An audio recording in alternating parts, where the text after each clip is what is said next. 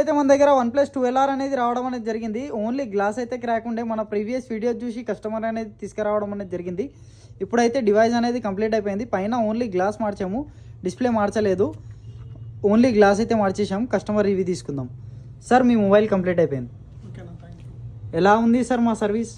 యాక్చువల్గా బాగుంది. నేను ఫస్ట్ ఏమనుకున్నాను, స్క్రీన్ మార్చాలి అనుకున్నాను. ఒక 13,000 12,000 అలా చెప్పారు OnePlusలో. బ్యాక్ పౌచ్ కూడా ఒక 50,000 4,000 అలా చెప్పారు.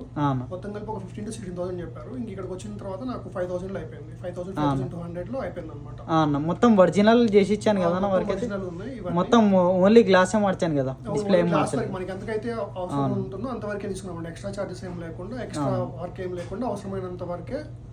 ఎలా అన్నా మీ ముంగట్నే చేశాను కదా వర్క్ అంతా. నేనే ఇప్పుడు 2 hours కూర్చున్నాను. వేరే వాళ్ళకి ఏమని చెప్తారన్నా?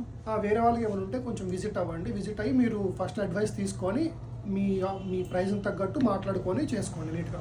ఓకే అన్న, థ్యాంక్ యూ అన్న.